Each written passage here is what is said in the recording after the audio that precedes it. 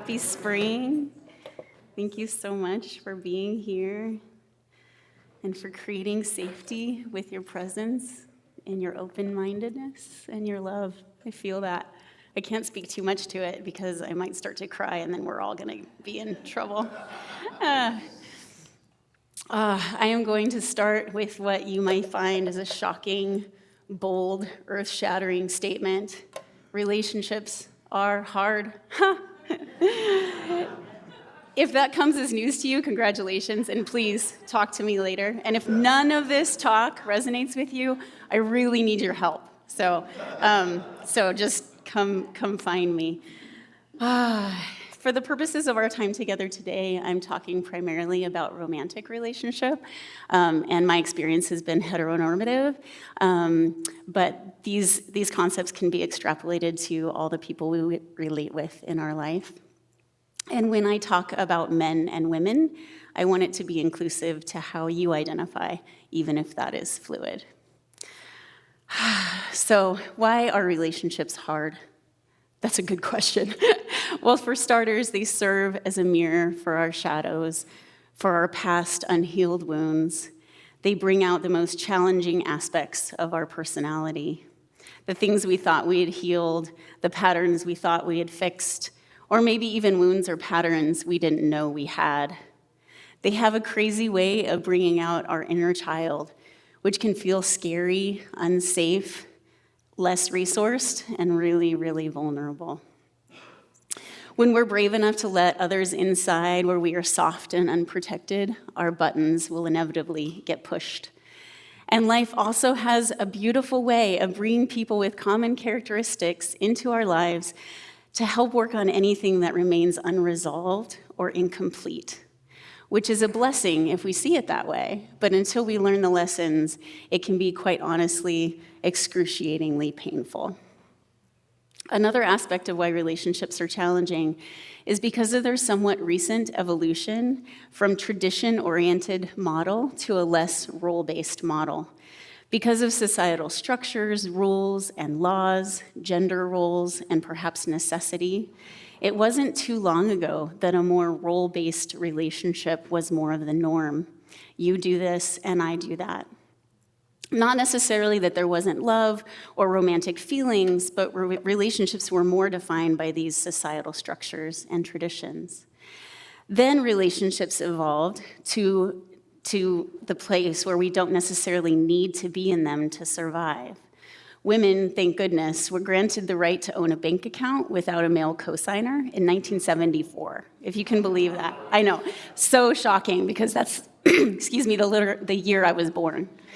So the dynamic of societal roles and rules defining our choices for marriage and relationships shifted and evolved. Ironically, as that shifted and evolved, we started expecting more from relationship than we ever have before. We expect a best friend, a soulmate, a confidant, a financial partner, an adventure buddy, an accountability partner, an intimate partner. This is the era of relationship I call the codependent era. Now, no one freak out. I'll explain what I mean. We place a lot of responsibility and expectations on others to meet our needs, while at the same time we live in a highly individualistic cultural framework. No wonder it has become so difficult. So why be in them? In studies of what makes people happy, the single most predictor of happiness is not wealth or assets or status, it's how many close, connected relationships we are in. So here's what many of us are striving for, happiness and joy in our life, and we know that happiness is directly proportional to the close connected relationships that we're in, and yet we are never truly taught how to be in them. It isn't taught in school, it isn't always modeled at home, it certainly isn't modeled in media, books, movies, music. In fact, a very codependent model of relationship is what has often been portrayed in the past 50 years. As in movie lines like, "You complete me," and music lyrics such as, "I can't live if living is without you." I would have sung that, but we might have all had to leave. I'll have Eric do it. It's about getting our needs met by another rather than learning to meet our own needs and then choosing to give and to receive from a place of abundance. I have always had a strong passion for all things relationship. I have harbored a deep curiosity for what makes a good parent, a good friend, a good partner, a good relational human. My friends can all attest to me sending podcasts and book recommendations over the years about attachment theory, communication, connecting through conflict, love languages, you name it. All things I wish I had learned when I was young and still need a lot of practice employing today. But this passion became a calling rather abruptly last year. A little about me for those of you who don't know me.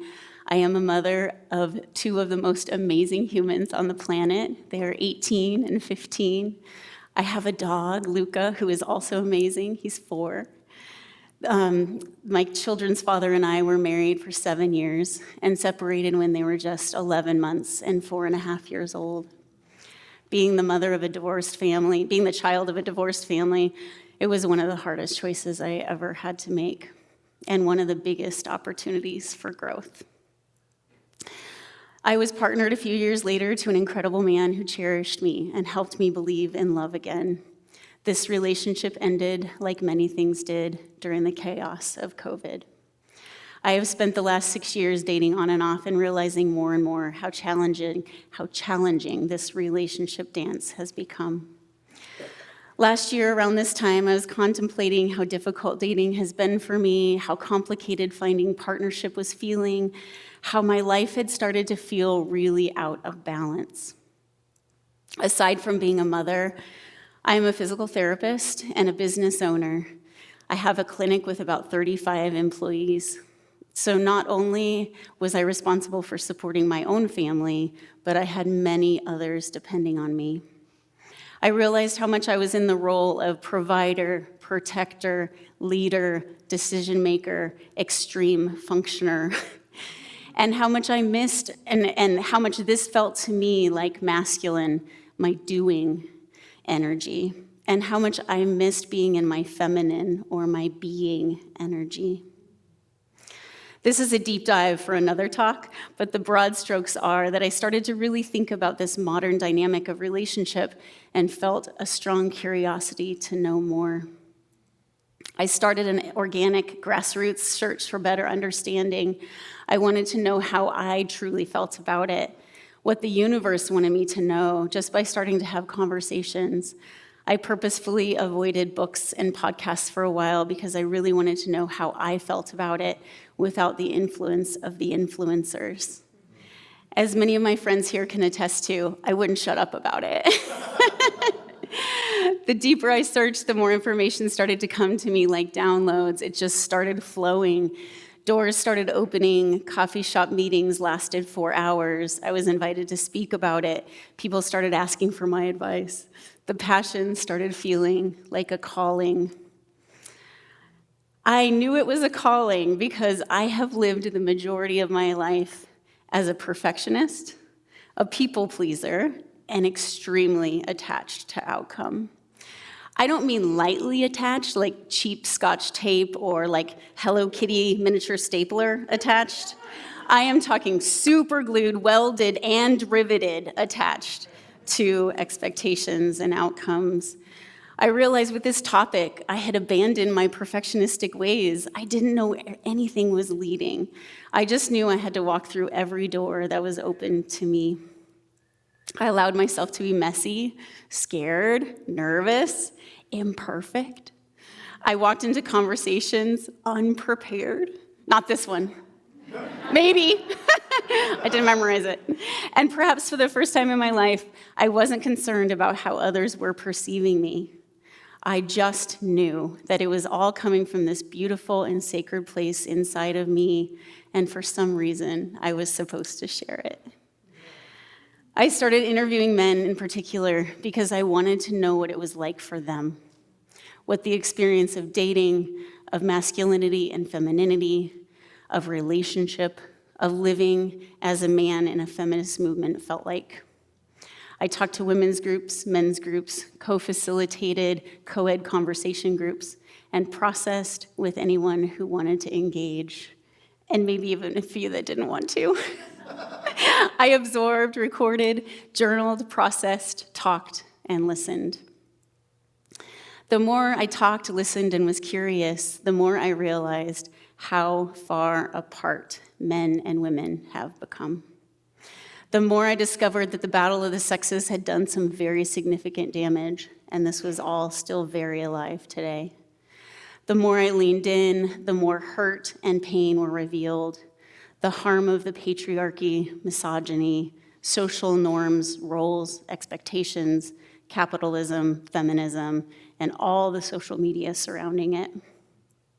I heard from women who felt very real pain and anger around these issues, women who had almost daily experiences of objectification, a history of abuse, and who spoke of feeling frustrated that the narrative they grew up believing was, you can do anything, just to find themselves alone and tired and feeling like, now I have to do everything. And this wasn't just the pain of women. I listened to men who shared stories of wanting to be chivalrous while dating and being yelled at for doors being opened for them and paying for dinner. Men who shared that they often didn't know how to act and they didn't know how to initiate intimacy for fear of being seen as toxically masculine. Men who shared that they have never been encouraged to express their emotions and have never felt safe doing so.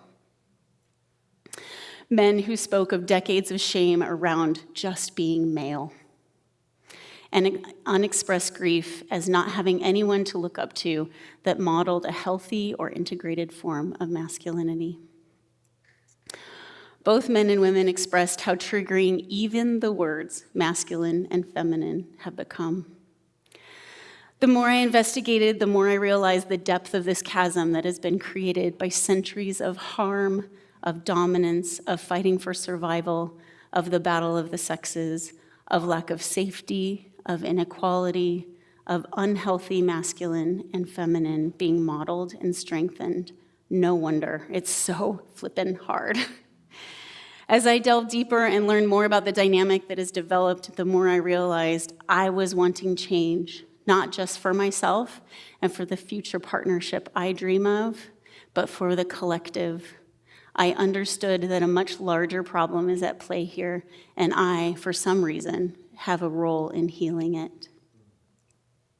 I desperately wanted it to be different for my children and my children's children, and change comes in doing, not just wanting.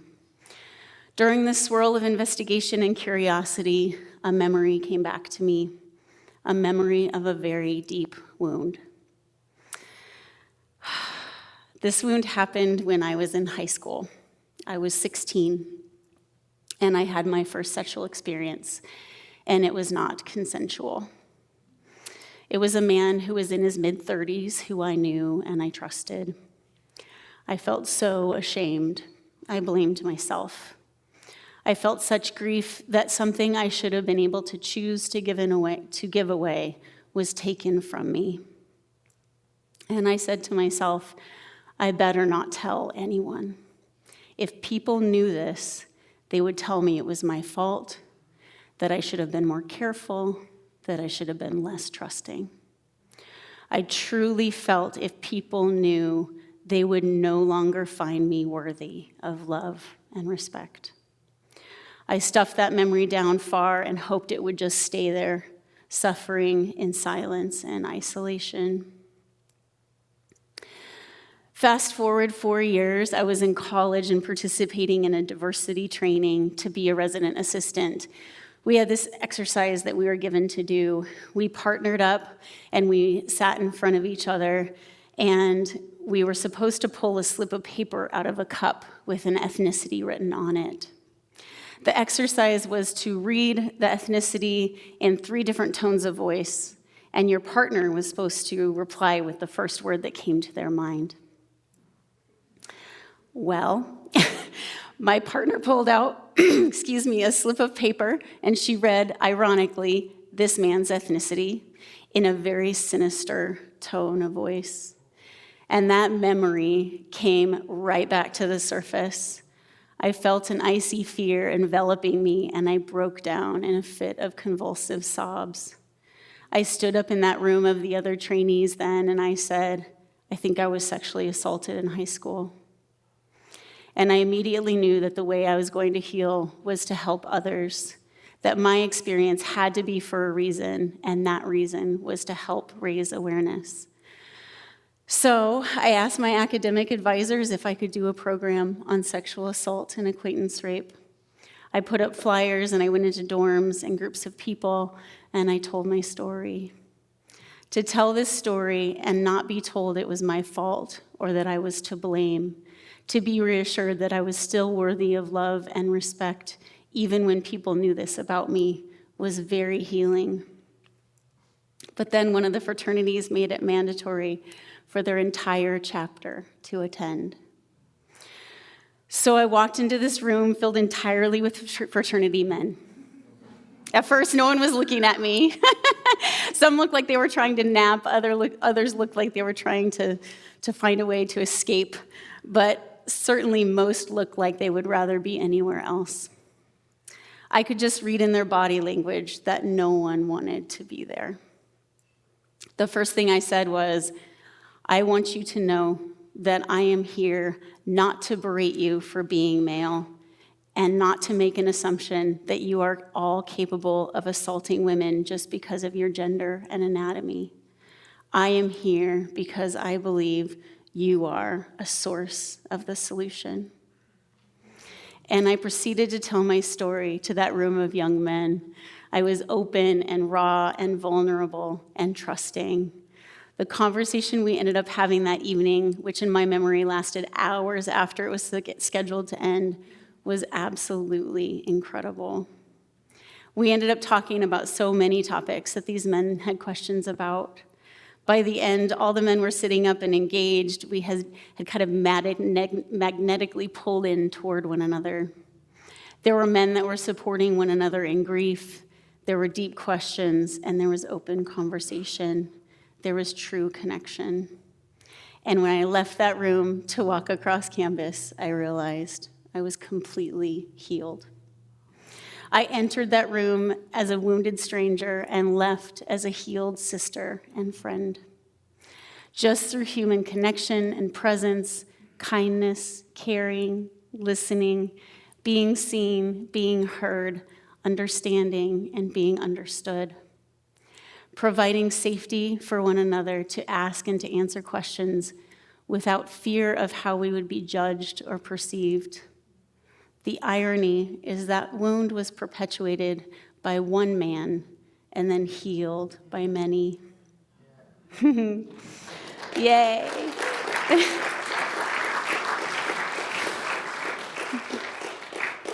Thank you for witnessing that. The truth is, my friends, we do need each other, not in a codependent way, but in a united, collaborative way. We need to start unpacking this pain, this anger, these historically difficult topics. We need to talk, be curious, explore, unite. We need to approach this as I did in that room 30 years ago, with a true desire to be vulnerable, with the intent to connect, to heal, as brothers and sisters who want to forge a new path of what I'm going to call the conscious era of love. One that is courageous and integrated, one in which we choose to see each other as a partner on this journey and relationship as a vessel of growth, sustenance, abundance. A world where we celebrate our differences, understand that we need them, that to be equal does not mean we have to be identical, that we prioritize love and connection above all. If this pulls on your heart, I invite you to join me. I envision a creation of circles. Perhaps it starts with groups of men and groups of women who are healing and working together on these topics. And then we join together to collaborate and cultivate. Then we spread the healing beyond our circles into our community and onward. These teachings also need to make their way into our curriculum, into our schools, into people who are mentoring and modeling these ways of being. And yes, into social media. We need to be intentional not to perpetuate the hate, fear, and division between the sexes by our comments or our posts. As I have mentioned before, I don't know where this path is leading, but I do know I couldn't step off of it even if I wanted to. I am certain beyond a doubt that I am meant to be a bridge between men and women on this journey. A friend recently named me an ambassador of love. I know, I love that. I invite you all to be love ambassadors with me. This is not a journey I am meant to forge alone. I invite you to join me in championing a new era of relationship in which we create safety for one another to release what no longer serves us. We forge a new way of seeing into each other's hearts. We embark on a journey of curiosity, of faith, of vision, of inclusivity. We forgive ourselves and others. We transcend this pain of the past. Instead of spending so much time looking for the one, fixing what is wrong with everyone else and looking externally, we invest our energy in looking internally, learning relational skills, and being the one. Yeah.